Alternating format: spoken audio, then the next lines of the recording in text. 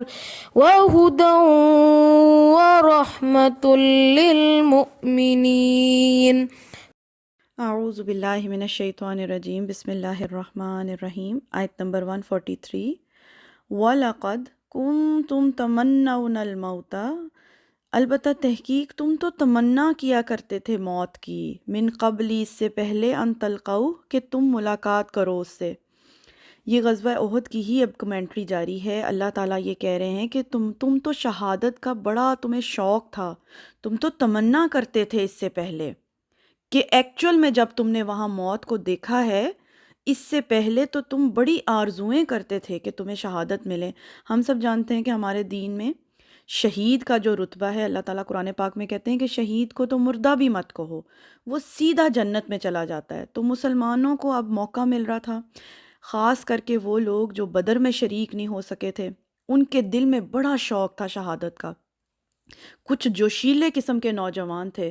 احد کے اندر نبی صلی اللہ علیہ وآلہ وسلم جو ہیں، وہ ان کی اپنی خواہش یہ تھی کہ مدینہ میں رہ کر جنگ کی جائے، لیکن یہ جو جوش و جذبے والے مسلمان تھے صحابہ کرام، ان کا یہ مشورہ تھا کہ ہم باہر نکل کر میدان جنگ میں آمنا سامنا کریں دشمن کا۔ تو نبی صلی اللہ علیہ وسلم نے کہہ لیں کہ ان کے شوق کو، ان کے جذبے کو اکنالج کرتے ہوئے ان کا مشورہ مان لیا تھا۔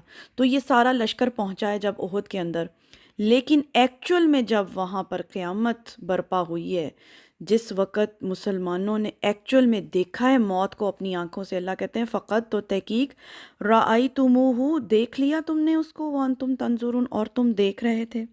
یعنی بڑا شوق تھا شہید ہونے کا، تم تو تمنائیں کیا کرتے تھے موت کی اس سے پہلے، اب دیکھ لیا تم نے اس کو اپنی آنکھوں سے۔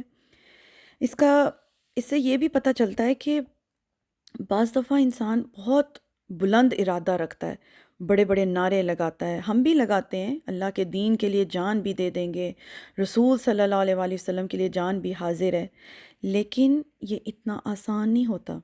کہہ دینا اور کر کے دکھانے میں بڑا فرق ہوا کرتا ہے، اور ویسے بھی جو کچھ کمزور دل کے لوگ تھے اس وقت، وہ کچھ زیادہ ہی شوق جہاد کا اظہار کر رہے تھے تاکہ ان کی کمزوری پہ پردہ پڑا رہے۔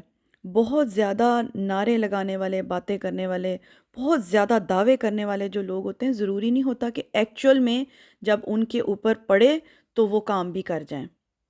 لوگوں نے جب اس وقت احد کے اندر موت کو اپنے سامنے دیکھا ہے تو انہیں احساس ہوا کہ یہ اتنا آسان نہیں تھا۔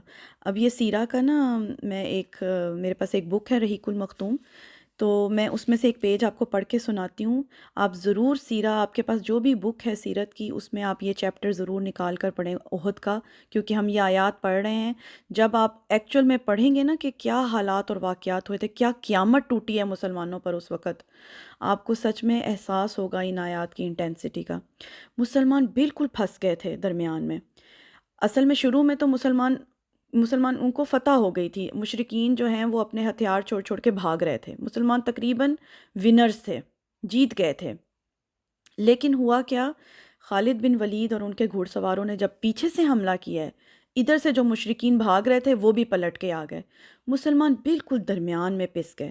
اور اس وقت کیا ہوا ہے، یہ میں آپ کو پیج میں سے پڑھ کے سناتی ہوں۔ جب مسلمان نرغے میں آ گئے تو ایک گروہ تو ہوش کھو بیٹھا، اسے صرف اپنی جان کی پڑی تھی۔